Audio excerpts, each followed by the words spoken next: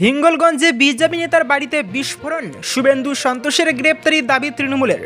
লোকসভা নির্বাচনের দ্বিতীয় দফায় ভোট গ্রহণের দিনেই চাঞ্চল্যকর পরিস্থিতি তৈরি হয় সন্দেশখালীতে। আগ্নেয়াস্ত্র বিস্ফোরক উদ্ধার হয়, নামানো হয় এনএসজি।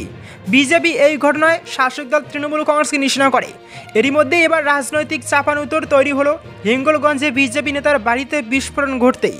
এদিন সকাল 11টা নাগাদ বসিরহাট লোকসভা কেন্দ্রের হিঙ্গলগঞ্জের হাসনাবাদ পঞ্চায়েতে শিমুলিয়া কালীবাড়ি এলাকায় বিস্ফোরণে আহত হন কয়েকজন।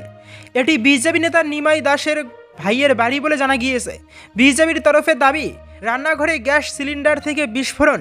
যদিও কিভাবে বিস্ফোরণ হলো তা নিশ্চিত করেনি পুলিশ।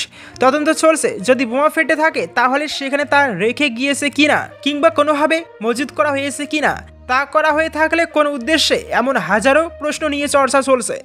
যার ভাইয়ের বাড়িতে বিস্ফোরণ হয়েছে তিনি গত বিধানসভা নির্বাচনে হিঙ্গলগঞ্জে বিজেপি প্রার্থী ছিলেন। তৃণমূল কংগ্রেসের রাজ্য সাধারণ সম্পাদক কুণাল ঘোষ এক্স হ্যান্ডেলে লেখেন, বসিরহাটের অন্তর্ভুক্ত হিঙ্গলগঞ্জের হাসনাবাদ পঞ্চায়েতে বিজেপি নেতা নিমাই দাসের ভাইয়ের বাড়িতে মজুত রাখা বোমার বিস্ফোরণে গুরুতর আহত বাড়ির বাসিন্দারা। স্থানীয় মানুষের অভিযোগ, এই প্রবল গরমে মজুত করে রাখা বোমায় বিস্ফোরণের ফলেই এই মর্মান্তিক ঘটনা।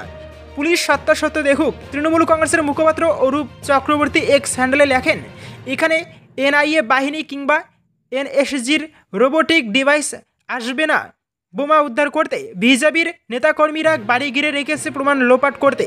অবিলম্বে প্রশাসন ঢুকে ব্যবস্থা নিক।